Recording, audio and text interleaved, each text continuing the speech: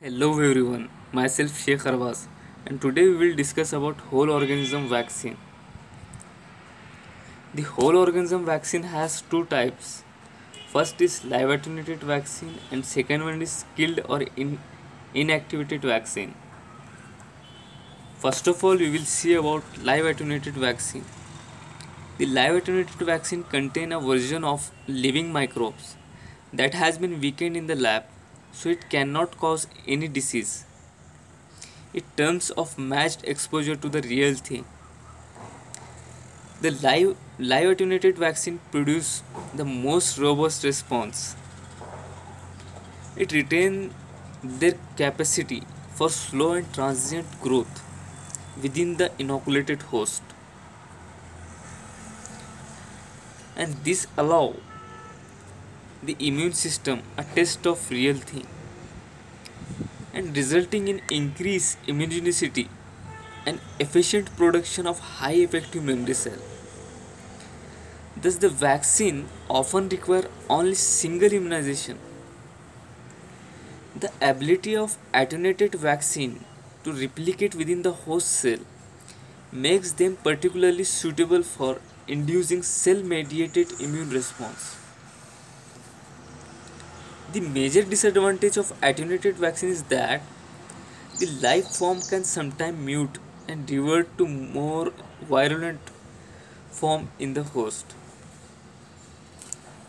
And the second type of whole organism vaccine is inactivated or killed vaccine, in which we kill the microorganisms and we use that for preparation of vaccine.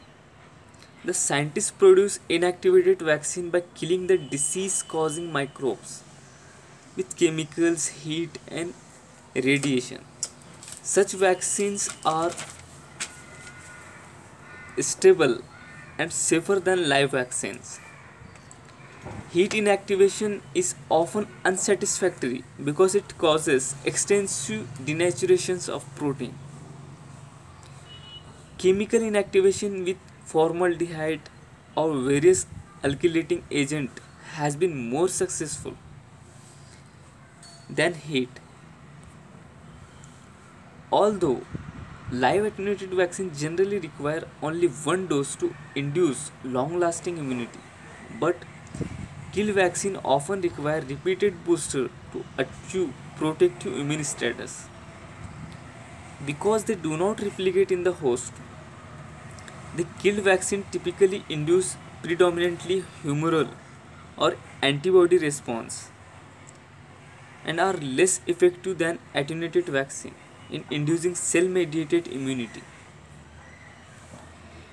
Inactivated whole organism vaccine still carries certain risks.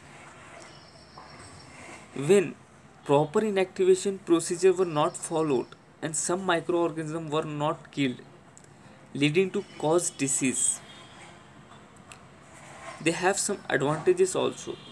Their advantages include stability and easy to storage and transport. Here we have one table in which we have both vaccines and diseases in which we use these vaccines and advantages and disadvantages. First of all, we will see about live attenuated vaccines. The diseases where we use live attenuated vaccines are measles, mumps, rotavirus, rubella, tuberculosis, varicella, and yellow fever. And the advantages of live attenuated vaccine is it has strong immune response and often lifelong immunity with few doses. If we get only few doses of live attenuated vaccine, we will get lifelong immunity. And it has some disadvantages also. And the disadvantage is required refrigerated storage because it may mute to virulent form. The second type of vaccine is inactivated or killed vaccine. The diseases in which the inactivated or killed vaccines are used that are cholera, influenza, hepatitis A, plague, polio, rabies, Zika are the diseases. And the advantages of killed vaccines is It is stable and safer than live vaccines. And the refrigerated storage is not required in the killed vaccines. And the killed vaccines has some disadvantages. And the disadvantage is the weaker immune response than live vaccines. It has weaker immune response than live attenuated vaccines.